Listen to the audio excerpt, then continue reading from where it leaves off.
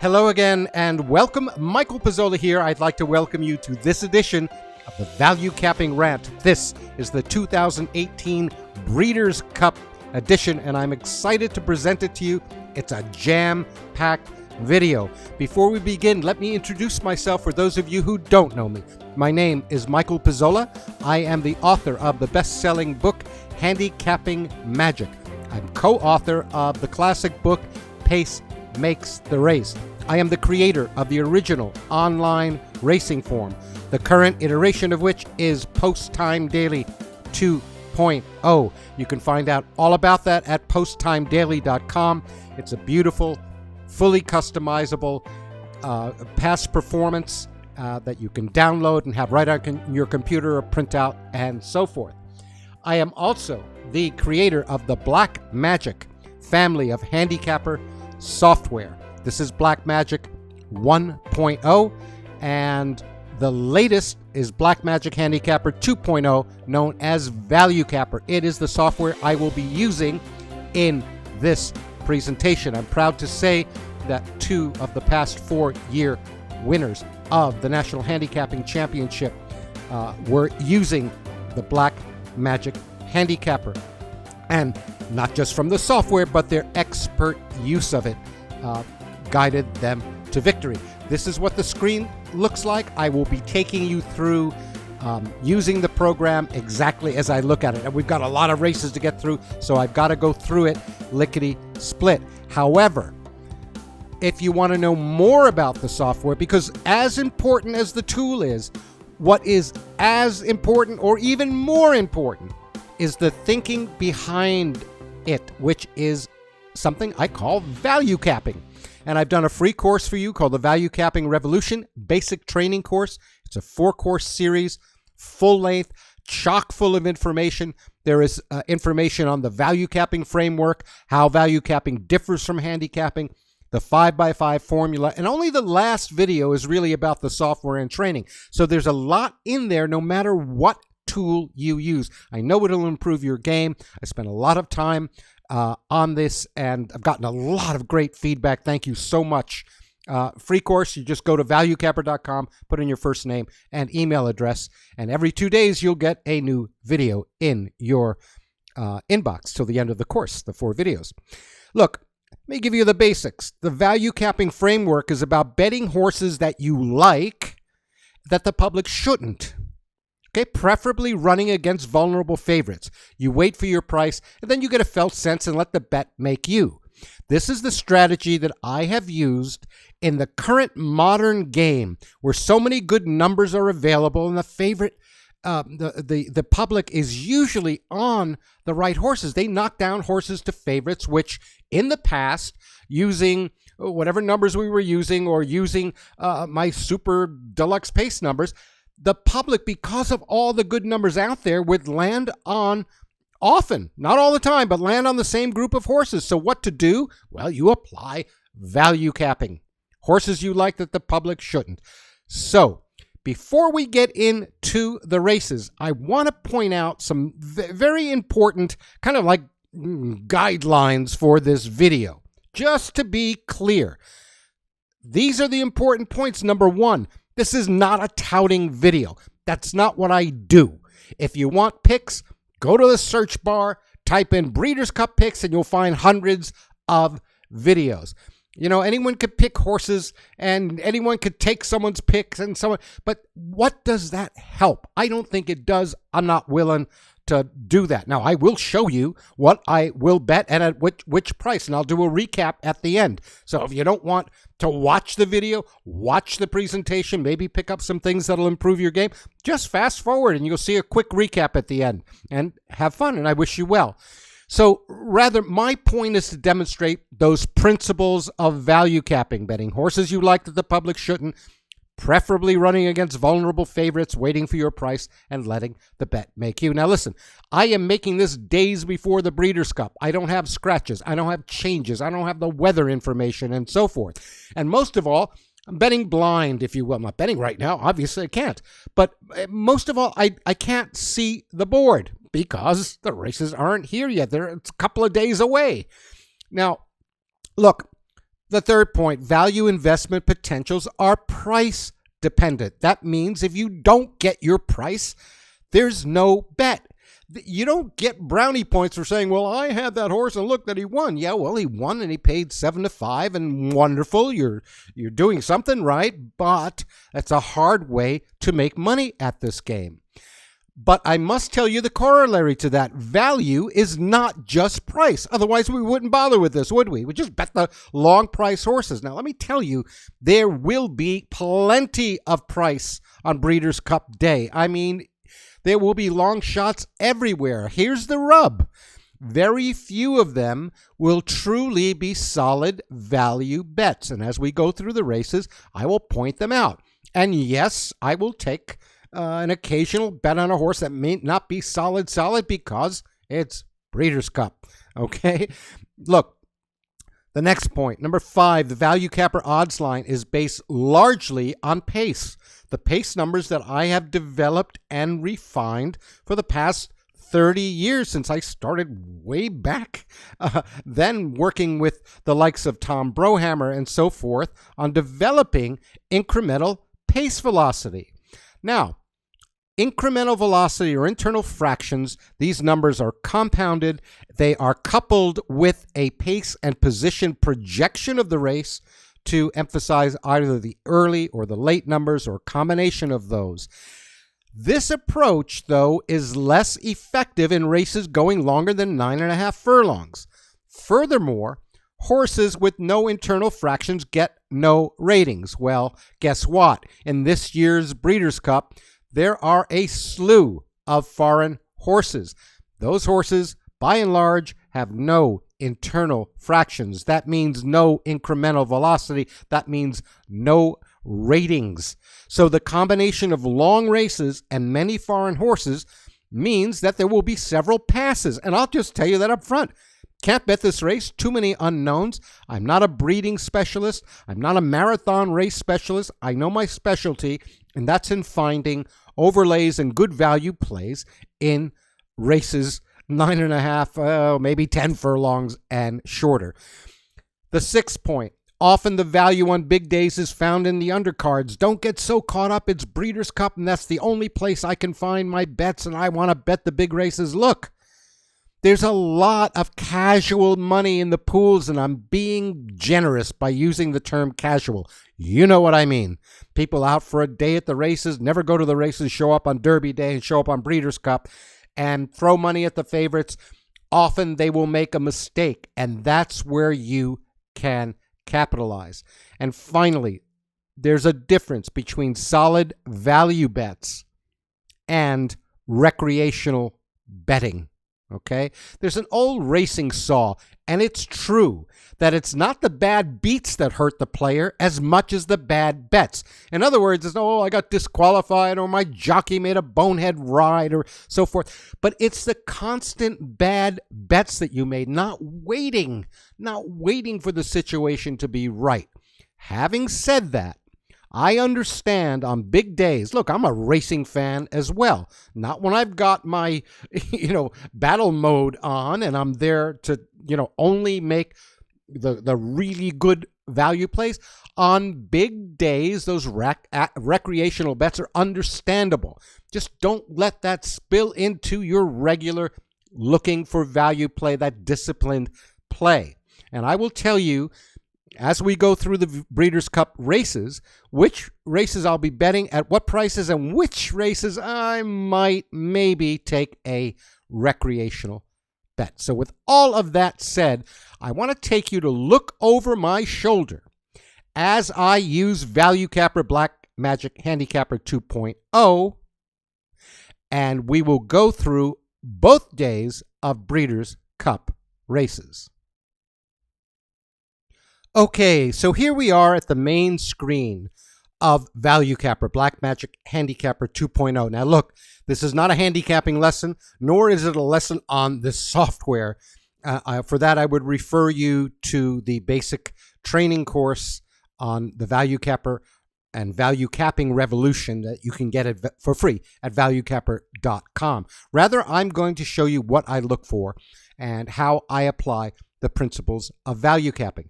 This first Breeders' Cup race on Friday, November 2nd, 2018, is the Breeders' Cup Juvenile Turf Sprint.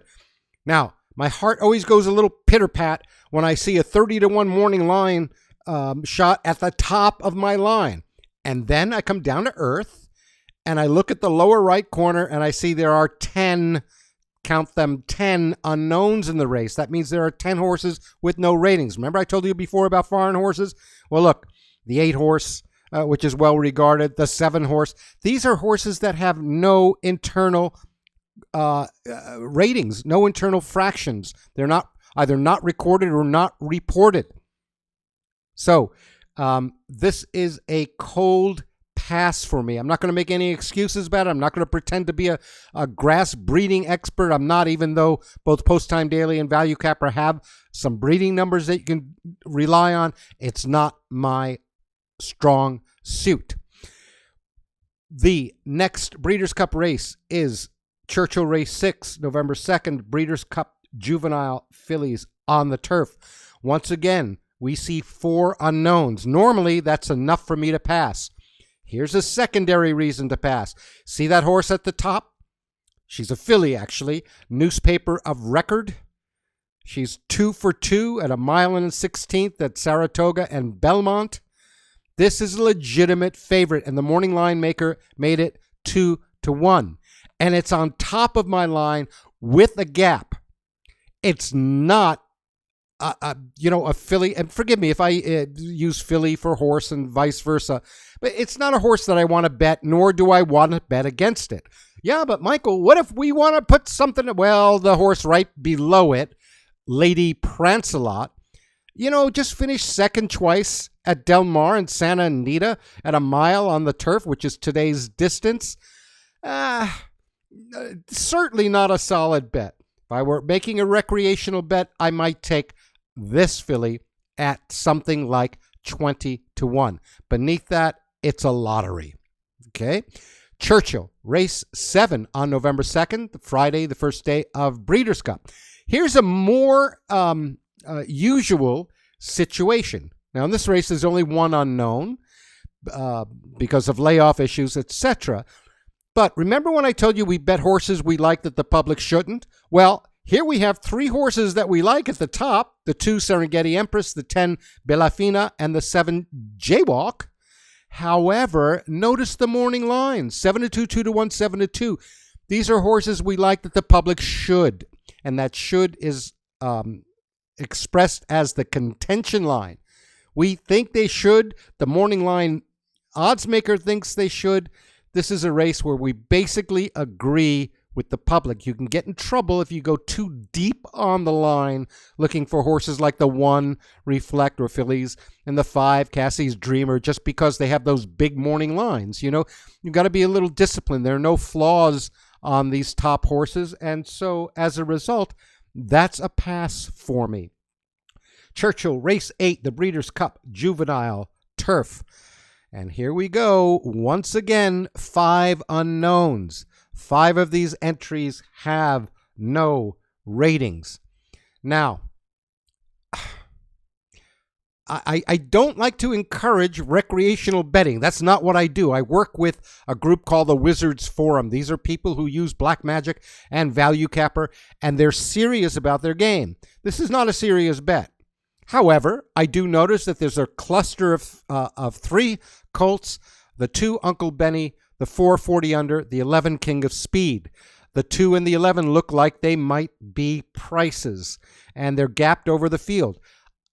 Big proviso, though, gapped over the field, but those 5 unknowns have no ratings. If I were to scroll down, I would find there's a very well-regarded colt named Anthony Van Dyke, and it's an Aidan O'Brien Irish horse, and who knows? I don't know these things. It's not what I do. This is a race that I would normally pass. Say 18-1 on Uncle Benny, 20-1 at King of Speed. I might have a recreational bet. I'll use the 4 40 under and exotics. Not a serious bet. Not a solid value bet at all.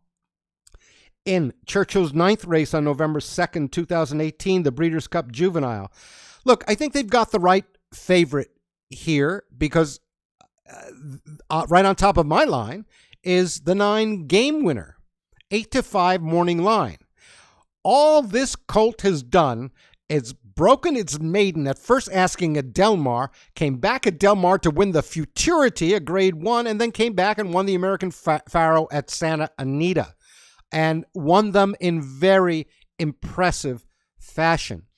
Another horse I am not interested in betting because the price will be too low. I will applaud this one. I will wish it really well and get ready for it to start its 3-year-old season next year. But it's not a horse I can bet or bet against. If I were looking for, and I have nothing bad about this horse. It just seems to just win going away for Bob Baffert. The next horse on the line is 30-1 on the morning line, and well, it should be. This is a colt that has been beating up on Iowa breds down at Prairie Meadows. It won a maiden special down at Prairie Meadows, came back and won the Iowa Cradle. It was pretty good races. It didn't do so well at Canterbury, and this was back in September. Again, if I were gambling and I really wanted to take a shot against Game Winner, which I don't, I might throw a few dollars on the 13 Topper T. Some, 20-1. Complexity is another colt that, again, broke its maiden at Saratoga and then, won against a pretty good field in the Champagne. So another colt I don't want to bet against. Might use Well Defined if he goes over 30-1. This colt has been beating up on state breds down in Florida. Not really interested in the race. And those are the Breeders' Cup races for November 2nd, 2018. Now, I told you about undercards, and let me show you one that I'm a little interested in. And it's an unusual call, but I'm going to show you the Bold Ruler Handicap, which is a grade 3. It's the 7th race at Aqueduct. And what caught my eye about this is I have, unlike those big Breeders' Cup races where you see all, 10 horses above random, I've only got 4 horses that I'm looking at. And this is the 1 Cold Front, the 2 True Timber, the 5 Bon Ressent, and the 6 Delta Prince. All of them, save for Bon Ressent, are on layoffs. Now, that often doesn't matter. Cold Front seems to do well off a layoff. All this horse has done is won 4 out of its 5 races. It's a legitimate favorite if it's ready. Now, the one thing that I notice is this race, as it often does, something about this 7 furlong at Aqueduct Bold Ruler comes up to favor the pressured or the late horses. There's going to be a lot of pace pressure in the race early. So I may be looking at the only horse in the arc that is not on a layoff and has won before from off the pace, or done really well from off the pace. Got decent late fractions. It's got a gaudy 30-1 morning line. Somewhere around 12-1, I would be interested. Do I think it's the best horse in the race? No. Cold Front is, if it's ready. But if it's not, and I'm getting a decent enough price, I will take Bon Ressent at, again, something like 15-1. So I hope you can see the approach. It's not about who do you like. It's not about picking winners. Is where might I find a good potential value bet overlay? All right. With that said, let's go to the races on Saturday, the Breeders' Cup races, Saturday, November 3rd, 2018. Churchill's race 3 is the Breeders' Cup Filly and Mare Sprint. This is another 7 furlong race that is highly pressured, meaning there should be a hot pace up in front. A lot of these fillies wanting the lead. Right on top of the line is the 5, Golden Mischief. This filly just closed to win last time out at Keeneland at 6 furlongs from the 5th position. It's won in the past at 6 furlongs from the 4th position and so forth. This horse has got a little, or filly has got a little bit of a closing move. In fact, there are 2 acupressure, long story, closers in the race, and they happen to be the 5 and the 13. Now, the 13 is the quote-unquote best horse in the race according to the morning line maker and my contention line. This is another filly that can close. She's on a layoff. Bob Baffert is pretty good on layoffs, I understand.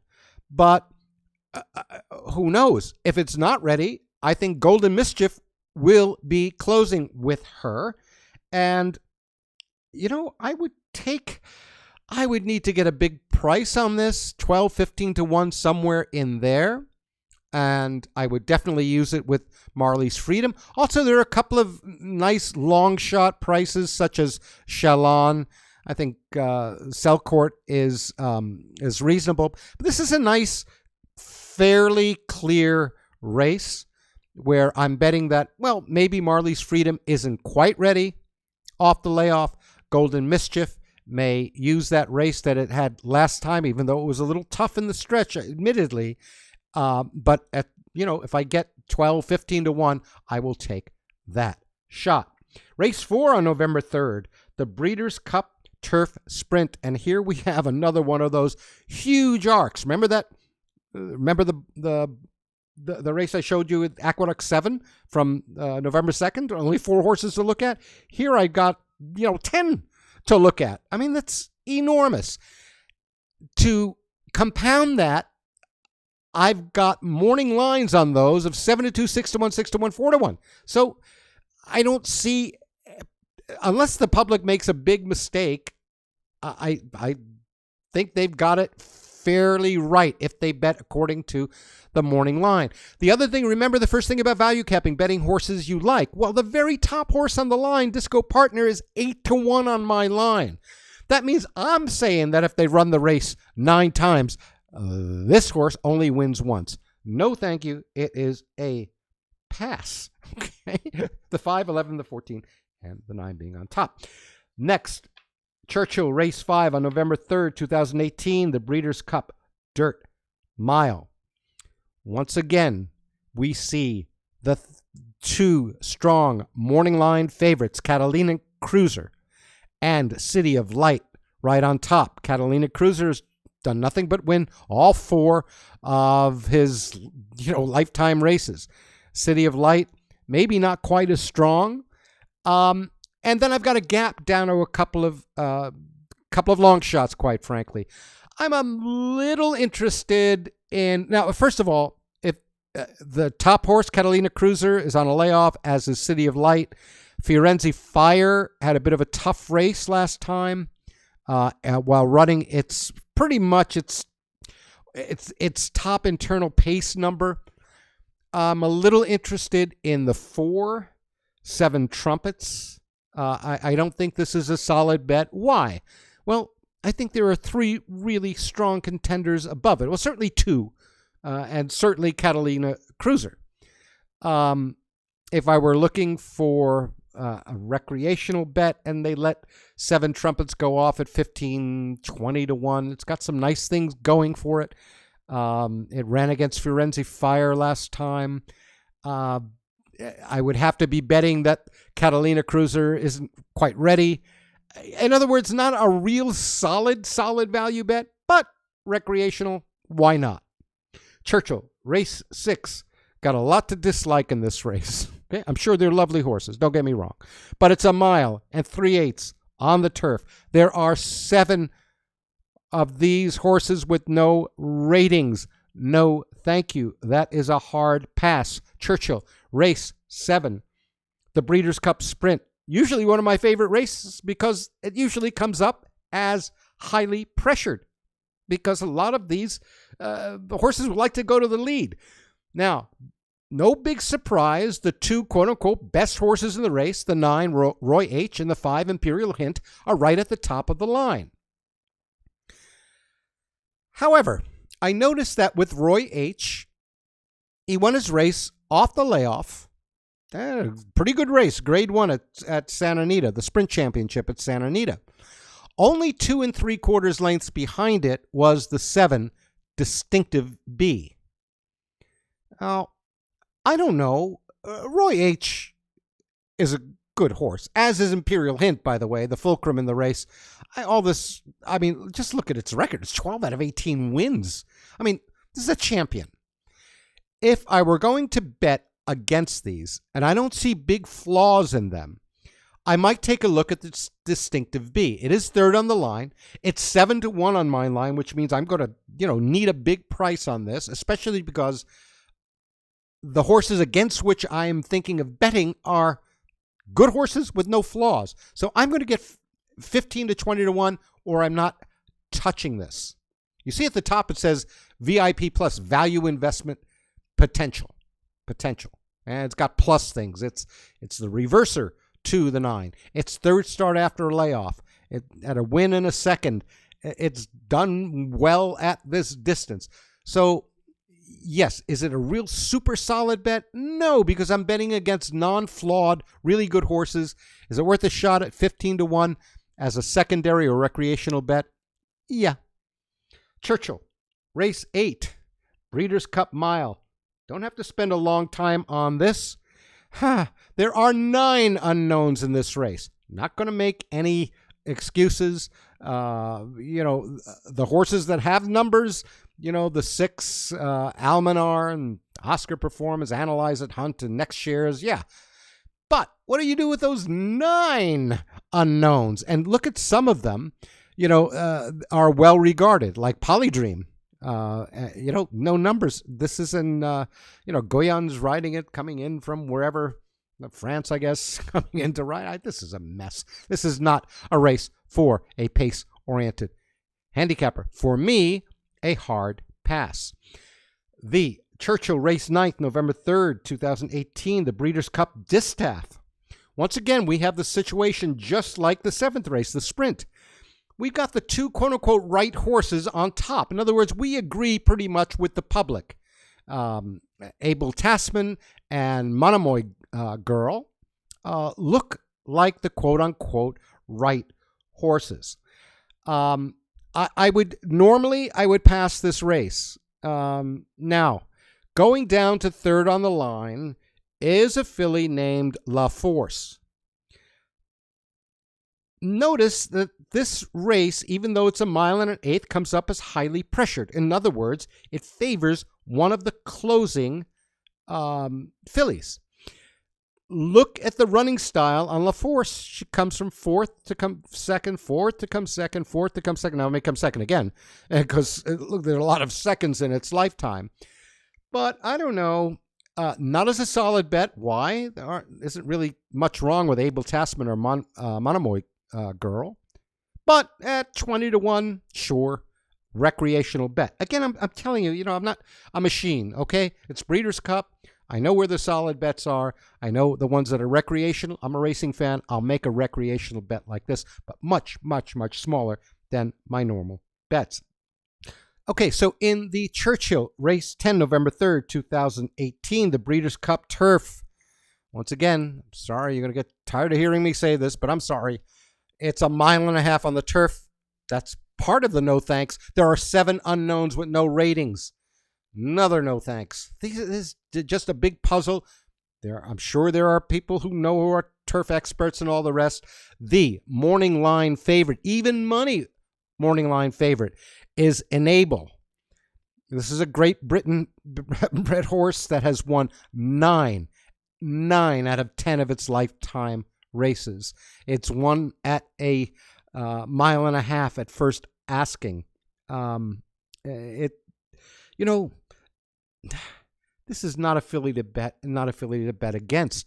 It's not a race to bet with all of the unknowns. Even though she's running against the Colts, they're still making her even money because she doesn't know how to lose. She's lost 1 lifetime race. But in any event, that's all speculation here. Yeah, if you can point after the race, oh, look, the 4, 6, 7, 3, and that came in. They were all huge long shots. Yeah, that could happen. But what am I doing? 7 unknowns in the race? No, El Paso. The last of the Breeders' Cup race is, of course, the Classic. It is a wide open race. Look at all the horses above random, 10 of them. And there's a cluster at the top, again, beginning at 8-1. McKinsey, Mind Your Biscuit, West Coast. And then we come down to the 4th, Colt Accelerate. Should be the favorite. There are issues about those top 3 horses, about where the program went way back in the past performance to take a past number. So the 14 looks like a solid horse. However, with all of that going on, and the fact that, look at the morning line of the top 4 horses, 6-1, 6-1, 5-1, 5-2. I doubt there's going to be much value there, especially with those flaws. Now, I did something a little tricky. I looked at the past 1.25 mile races at Churchill, and they look like they're coming a little late. This, admittedly, is because I want to make a recreational bet on the race. And when I sort it late, Yoshida comes up on top, even though this colt is on a layoff. Still, it's done very well on layoffs. I think the public will be dissuaded because most of its races are on the turf. And, you know, again, recreational. This is a big pass for me, this race. If I were looking at recreational, Yoshida, and then I look 4th on the line. Now, remember, I say 10-1. Means if they run the race 11 times, this colt theoretically should win only once.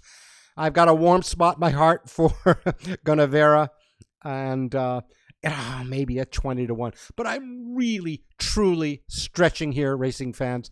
This, for me, is a pass. Someone put a gun to my head. I'll take the 2 late horses, Yoshida and Gunavera, either or both at 20-1 on the neutral bias, on the average bias. It looks like the public will have the right colts in this race. Now, on to the undercard races. You know, I always urge on these big days, don't forget the undercard. The first one I noticed was the last race at Churchill that day. Sometimes this is a good race to bet because everyone's exhausted after Breeders' Cup and they're still hanging around and throwing some money into the race. This is a mile on the dirt, $200,000 race, nothing to sneeze at.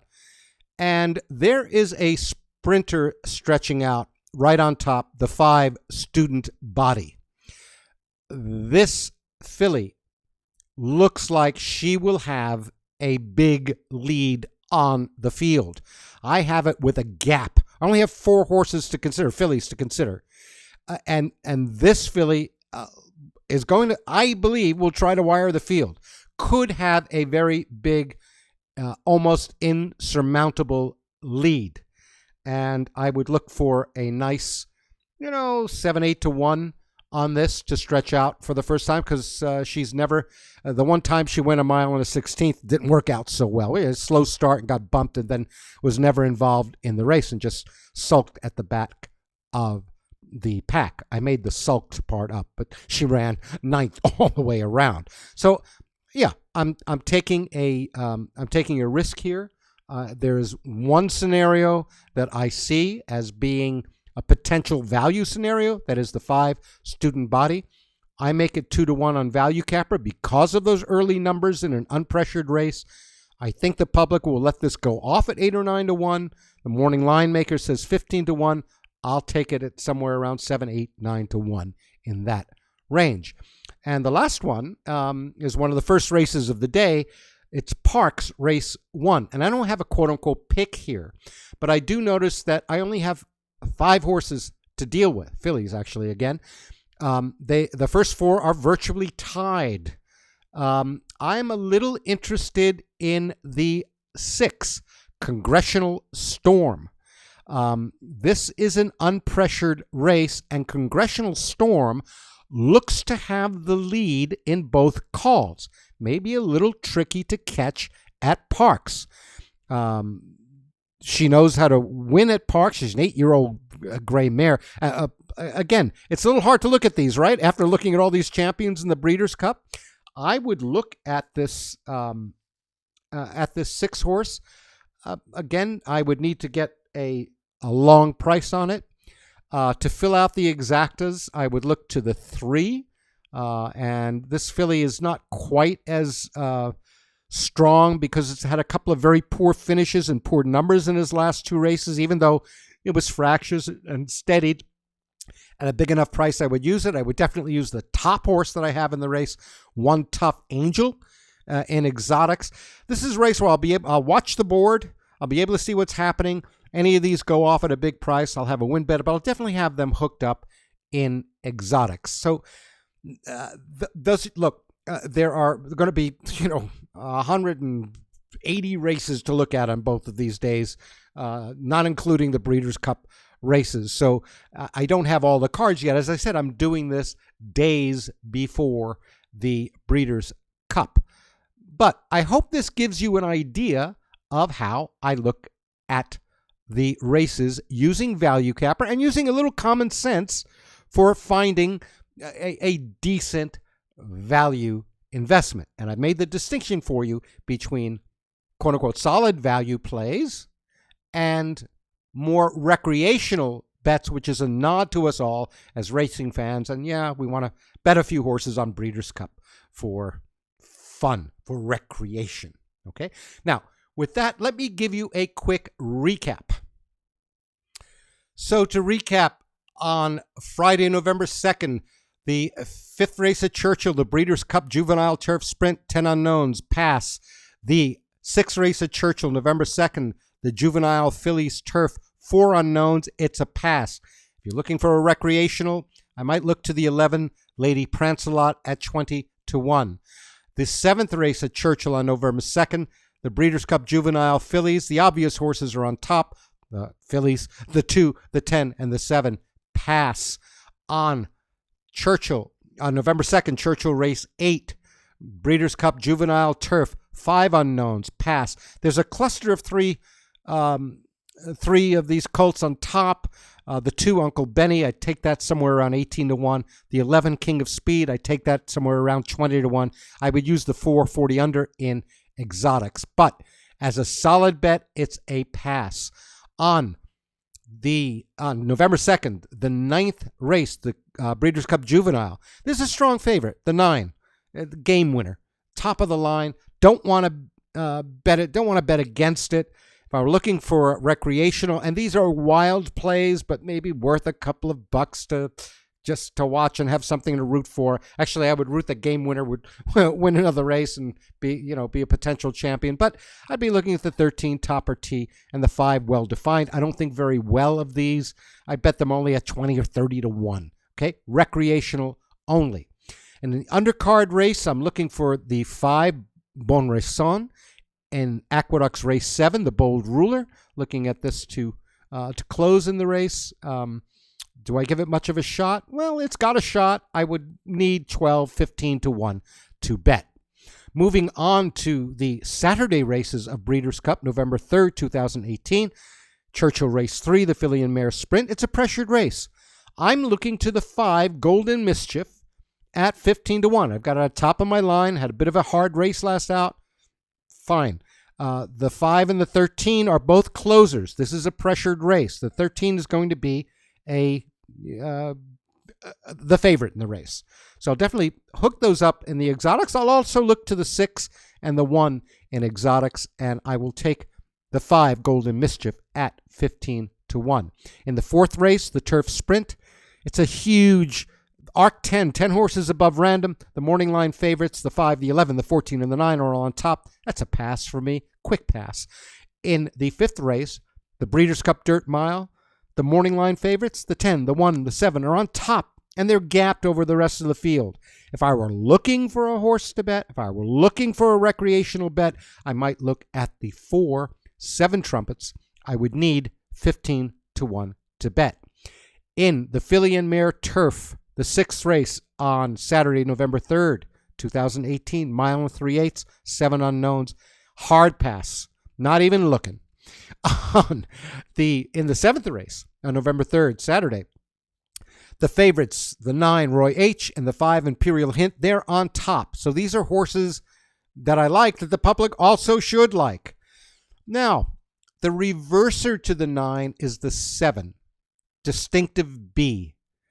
Doesn't have as good numbers as Roy H., finished 2 3/4 lengths behind it last time, but at 15 to 1, I'll take a shot that it reverses that race and pays a nice payoff. I don't know if I'll get that price. If I do, I'll bet. All the while knowing that the quote-unquote best horses in the race are the 9 and the 5. But you know it's horse racing, and at 15 to 1, they're not that far apart. Okay, in the Churchill Race 8, the Breeders' Cup Mile, 9 unknowns. No thank you. I'll need to pass that. In the 9th race, the Breeders' Cup Distaff, the short horses are on top. The 2 Abel Tasman and the 11 Monomoy Girl. There is a long shot third down on the line after a gap. It's the 3 La Force. I'd need 20 to 1 to bet this. Yeah. It could be a decent, somewhere between recreational and solid bet, depending. At 15 to 1, it's pass. At 20, 25 to 1, taking it. Unfortunately, I don't have numbers to deal with a 1.5-mile race. There are 7 unknowns in Churchill Race 10, the Breeders' Cup Turf. I am passing. And in the Breeders' Cup Classic, which is the 11th race at Churchill on Saturday, November 3rd, 2018, it's a wide open race. They've got the 4, the 4 colts that look like they'll be the morning line, or the 4 horses that look like they'll be the morning line favors, the 6, the 11, the 7, and the 14. I